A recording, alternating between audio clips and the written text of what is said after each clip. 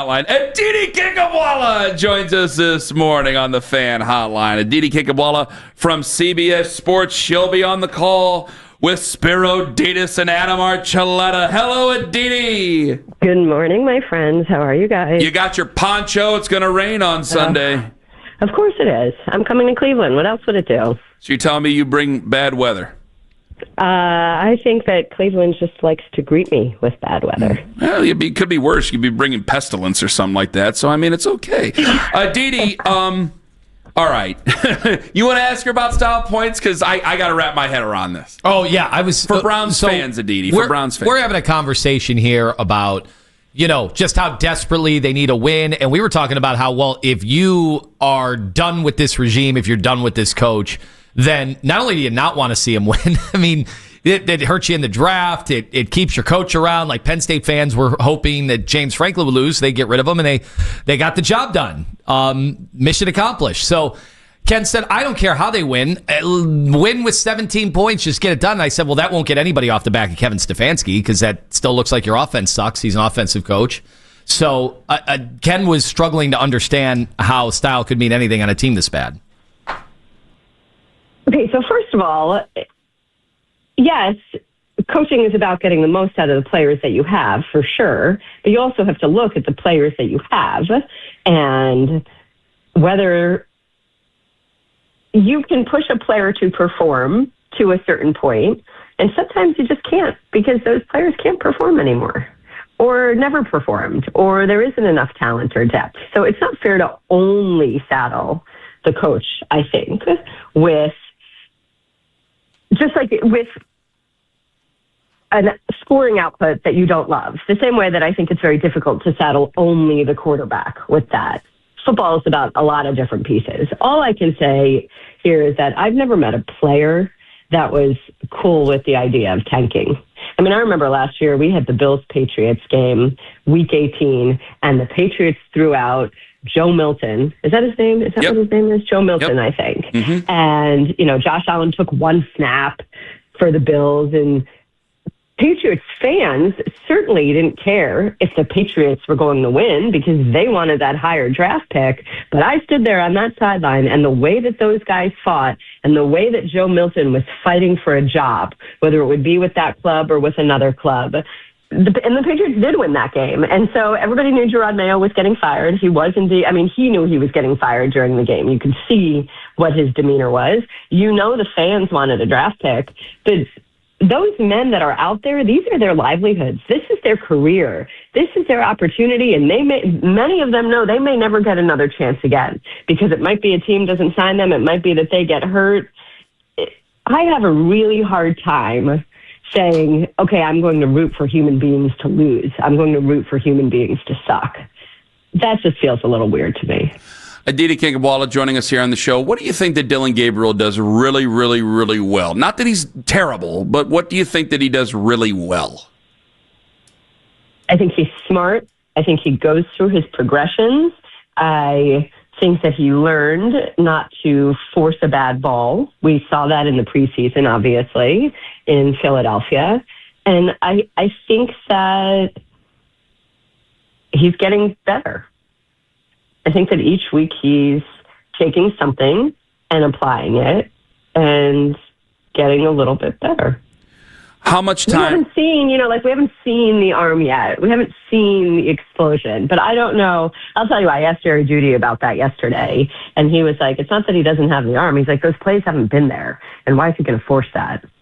He's like, you can't force it if they haven't been there. So if that is indeed the case, and I have no reason not to believe Jerry, then I appreciate that.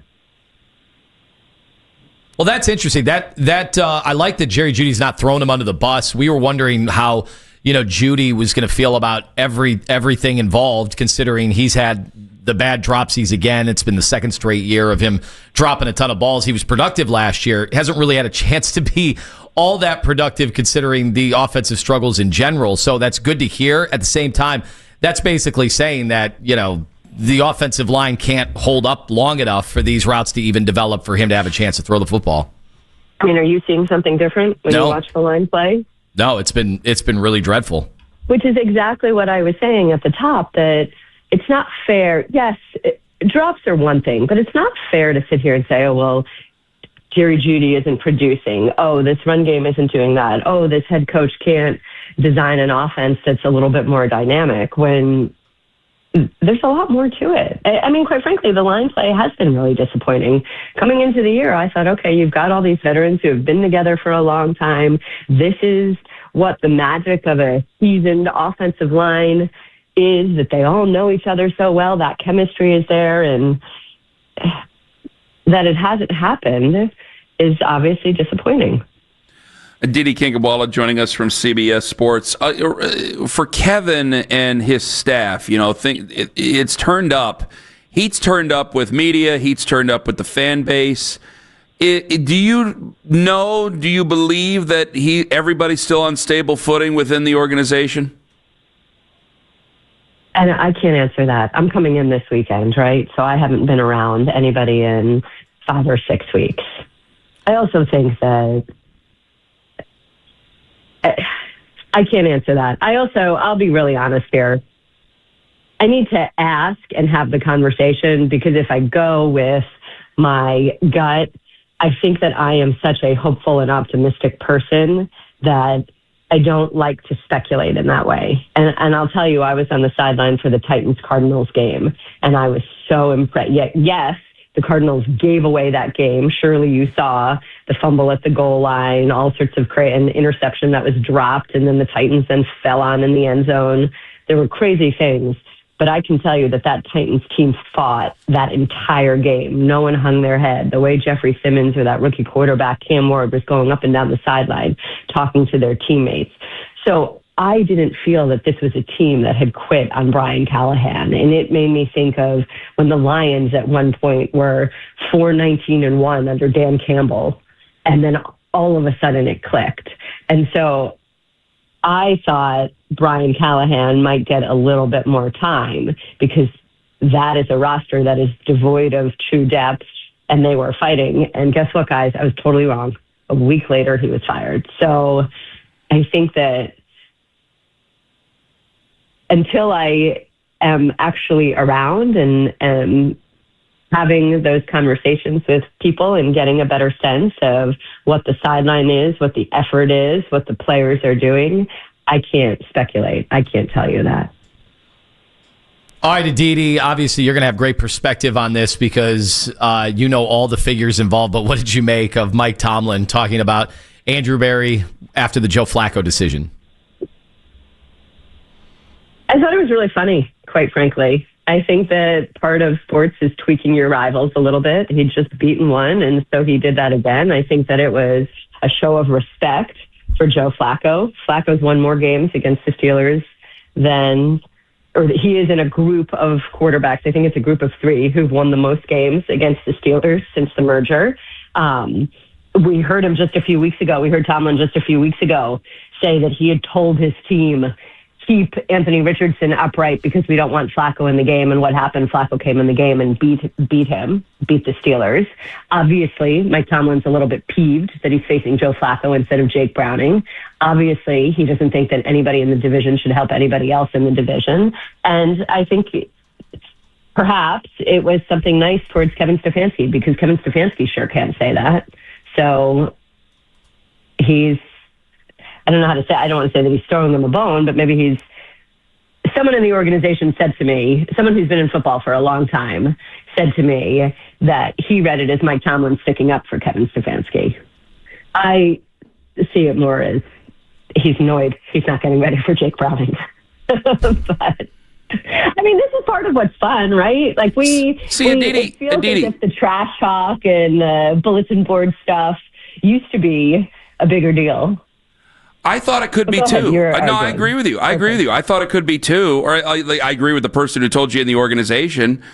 I thought it could be too, and I just figured I was like, well, I guess I got it wrong because everybody seemed to disagree. But if somebody in the organization is saying that, it's like, and it's not like, hey, I'm sure there is a respect there to some level. I'm not sure, because I know that coaches, they can be close, but they can also snipe each other and be very nasty to each other, especially in the NFL. However, like, I think you think about it, if you're Mike Tomlin, you're going to go, well, you wanted Kenny Pickett. Fine, you got Kenny Pickett. Then you traded Kenny Pickett. He knew that for a fact. Then you start Joe Flacco, and then a month later, you trade the guy again.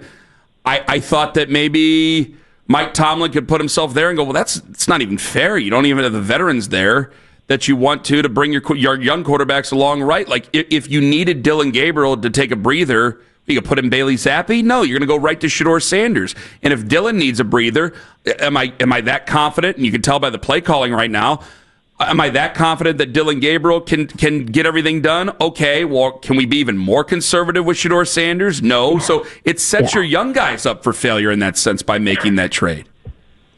Which, again, Kevin can't say that. So maybe Mike is saying that for him. And again, they don't necessarily have to be best friends. And yes, NFL head coaches are incredibly competitive with each other. But it's also a very, very small club. It's in that club that you understand the scrutiny, the stress, the pressure, the desire to teach and coach and help men, but also how much you need to win, and the assault from sports talk radio and what your kids are hearing at school and how you have to be a dad to manage that, all of that. So obviously Mike Tomlin has empathy for what Kevin Stefanski is going through, and obviously coaches get tagged with things that they really have nothing to do with, and they're the ones that have to stand up every single week and answer the questions and deal with the fans, the media's angst, essentially, because the media is often repeating the fans' angst. And so, I didn't have a problem with it, if that's what you're saying. I don't think so at all. And I could definitely see that part of it is a tweak, part of it is his own irritation. And I believe what this person told me. I think part of it is probably standing up for Kevin a little bit.